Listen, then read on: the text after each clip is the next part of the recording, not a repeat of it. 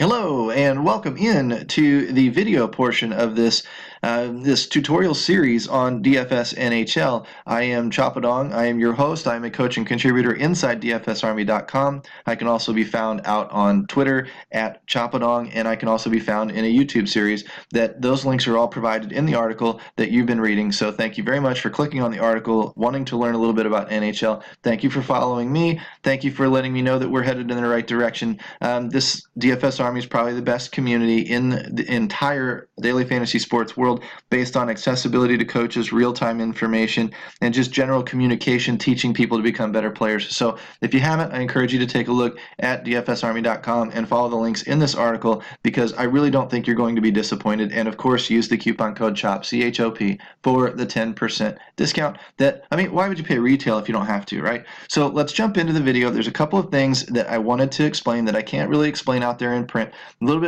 A little deeper concepts, if you will.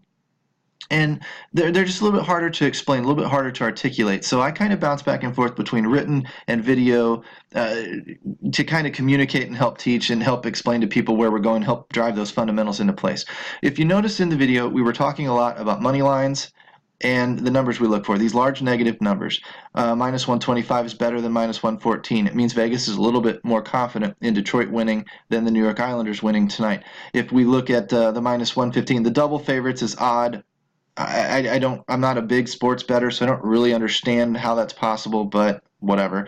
The bigger the number, the better. I said we were looking for over minus 150. When we get to minus 175, 180, 190, I start getting excited. When we go over minus 200, now we're headed towards, I don't want to call it a mortal lock, but when you see Clayton Kershaw in baseball as a minus 250 or a minus 300, I don't know if you really understand what that means. I'll explain that in a second. But, it's a very, very, very big sign of confidence coming out of Vegas.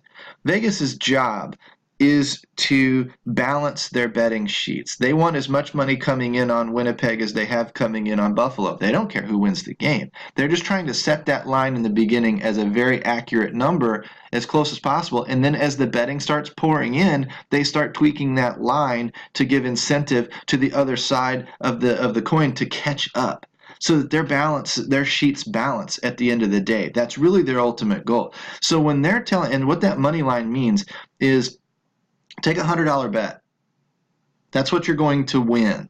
Is 100. Well, in the case of the favorite, you're going to win $100 profit if you put down, in this case, $250. If you put down $125 up here, you're going to win $100. If you put down $250 here, you're going to win $100. So obviously, Vegas is twice as confident Winnipeg's going to win as they are Detroit's going to win their game. This is a much stronger signal coming out of Vegas. That's why we focus on it. That's why we key on it in all of the sports for DFS, whether it be football or hockey or baseball or basketball or any of it. We look at these money lines, and the stronger favorites are where us DFS players tend to gravitate, and for very good reason. Vegas pours resources and man hours and research that would blow your mind into making sure these lines are set correctly and then move appropriately, and that's a very good place for us to start our research. So the minus 250 is very strong, and if you had to put down, how confident do you have to be to put down $250 to win back $100? Am I right? That's the idea behind it. Now, the second portion of this, is the over-under totals. And what we're looking at is a 6, a 5.5, a 5.5, a 6, and a 5.5. You're mostly in hockey going to find 5.5s, 6s, some 5s, occasionally some 6.5s, but they really don't vary too much. And so a lot of people blow that number off. And all I'm really going to tell you is, while that's not the most accurate, it's not going to mean that if they go over the 6, they're going to score 8. It doesn't mean anything. It means that that's the higher scoring situation on the night. This number works very much like the money line in that it has a favorite and an underdog. Some people are betting the over, some people are betting the under. And again, Vegas doesn't care. They just want that number to balance at the end of the day. So they offer odds to tease the bettors, one direction or the other. In the case of this top number up here, the 6-0 means that Vegas is leaning towards the over. The favorite in this scenario is the over. More people are betting the over than the under. So that tells us that it's already a higher number on this slate, and it's leaning to the over. That means a good situation for scoring, coming out of Vegas. Does it work every night? No. But honestly, it's going to work more often than not, or else Vegas wouldn't be able to turn your lights on. The minus 10, it means that this is a minus 110, not a minus 114, not a minus 125. It's a minus 110, which means if you bet the over, you put down $110 to win $100. Pretty close to a 50-50, but it is indicating it's leaning towards the over. You go down here to the 5.5, and this is a little bit stronger play, a minus 125, meaning you got to put down $125 to win $100 if you're betting the under of the 5.5. That means that Vegas or the public thinks this is going to be a lower scoring game, meaning maybe not as attractive for DFS purposes. That's all we're trying to do, is look at the strong favorites, what teams are supposed to win, take those goalies, and then the overs and unders, what numbers are leaning over, what numbers are leaning under, and how confident are we in picking skaters from those games. So as of right now, you see the 6, it's leaning under the minus 10. Not a lot, but it's leaning under. This 5.5 is leaning over. If I've got numbers leaning over, like I'm going to target skaters here first. I'm going to target skaters here, and I'm going to maybe target some skaters here and take my chances with it not going too far under the total. These two games I'm largely going to be off of unless I find significant value or am trying some crazy, tournament contrarian strategy to maybe get a leg up on a lot of these people. And we'll talk about those in the other parts of the video, like I said, or the other parts of this series. Like I said, it's a 5-part series. This is just part 1, so we're kind of trying to keep it simple. Damn, this thing updates. Every so often on me, it drives me nuts. Sorry that it just kind of burped on you. But you can see now we have open lines in a lot of these areas. And what we're going to look for is subtle differences. This is kind of part 2. Part 1, money lines and the over-under and how to use those and what they indicate. Part 2 is more about line movement. We talk about that in other sports, baseball, basketball, whatever. You talk about reverse line movement, late line movement, all that. All that means is, like I said, Vegas wants to balance the betting. So when a bunch of money comes in on one side, Vegas has to incentivize people to take the other side of it to balance out their betting. So they start shifting the line, offering better odds to one side or the other to hopefully get some people off the fence and take that other side and balance out their betting. Now, when you look at the movement of the lines, that's why I like the open number and I like the consensus number. When I see the open, that's where the line theoretically started. The consensus is where it sits now across an average of all of the betting sites, not just these, there are others. But what you're looking at in that consensus is where that line has moved from the open.